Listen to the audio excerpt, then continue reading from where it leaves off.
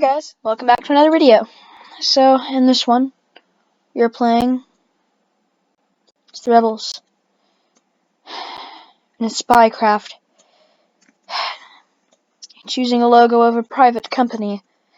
However, as it approaches, it will become rather apparent rather quickly that this is a craft of war, not a commercial craft.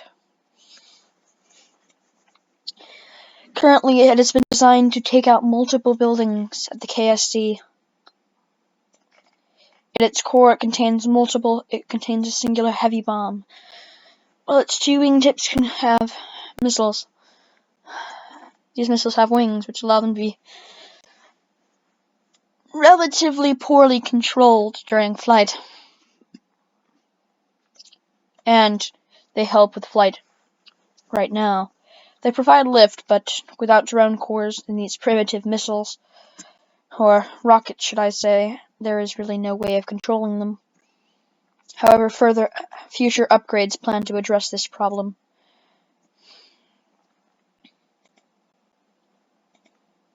Another slight issue is the fact that it is approaching with full afterburners for some reason.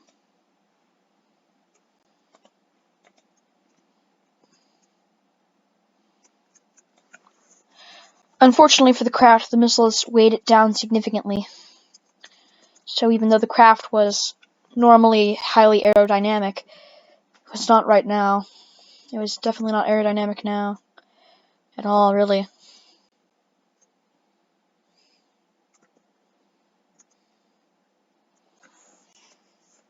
The craft was near perfectly aligned with the KSC and was approaching fast. Not quite the speed of sound as it normally could do. These missiles, weighed it down a lot to say the least. The craft had no pilot and was piloted by a Mark II drone core.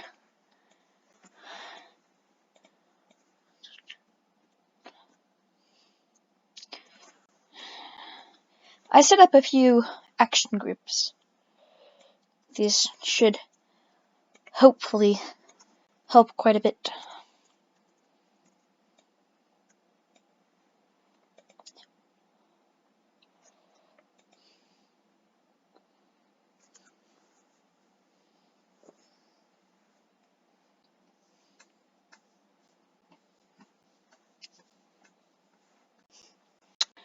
It wasn't lined up very well for the attack originally, but, well, that didn't really matter.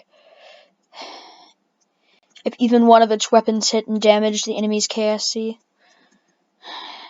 it would be a definitive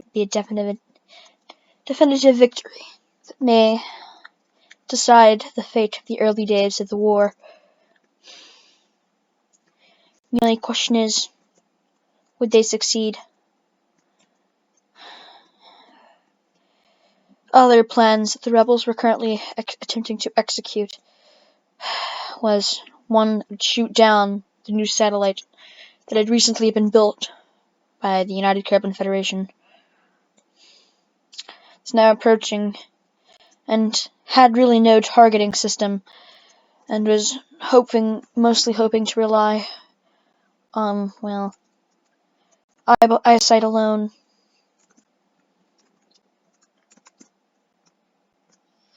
It launched its two missiles, but they proved to be highly ineffective.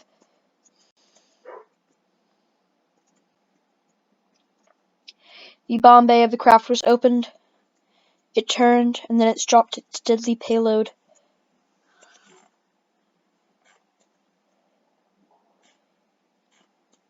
The bomb overshot its target by far and exploded harmlessly. However, now that the craft was far more aerodynamic, it was hoping to escape.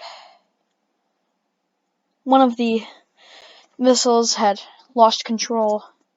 It was clear that they would need these probe controls to be able to have any success at all. They would attempt this mission again soon. But first, the A-bomber had to escape. Interceptors were already moving in.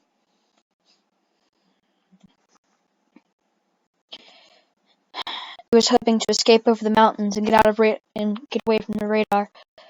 But, well, it was probably not going to happen, at least anytime soon. The craft only had 4 20mm cannons to defend itself, and those were last resort only,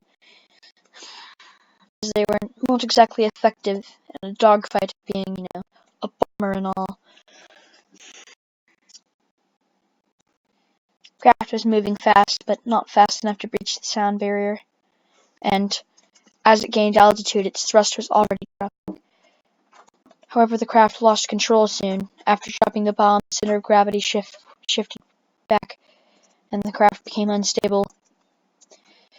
As it slowed down, the intakes failed, and the air combustion in the right and the starboard engine failed, causing it to die out, which further increased the craft's instability.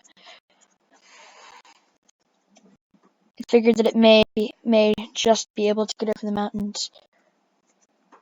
However, it was falling quickly. Any attempts at stabilizing it seemed to be failing. Then they realized what was really happening. They were being jammed. They were so close to the mountains. It went into a flat spin, and again the engines died. But that was the least of their problems at this point. They attempted to pull up and get out of the death spin, but that just caused whole new problems as the engines continuously failed out.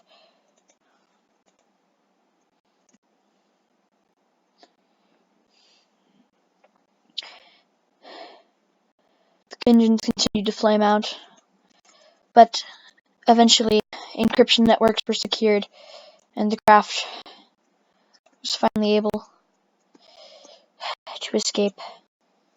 At least that's what it hoped it would be able to do. And that's when the starboard engine had been hit.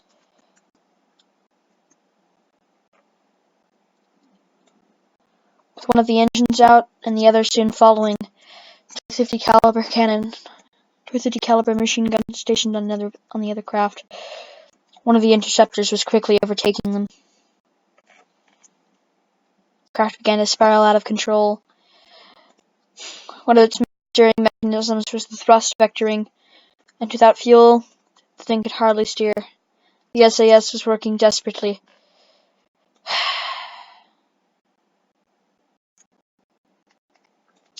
The craft was nearly entirely destroyed. However, there was valuable information on the drone core.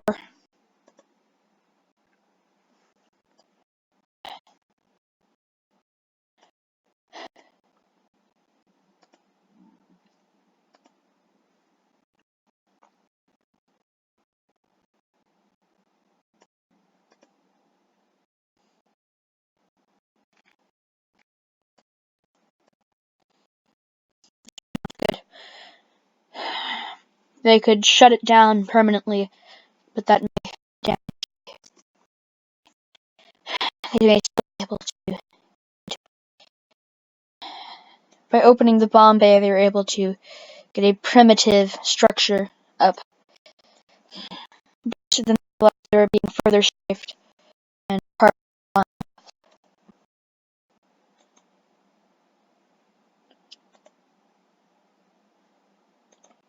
began to jettison its fuel.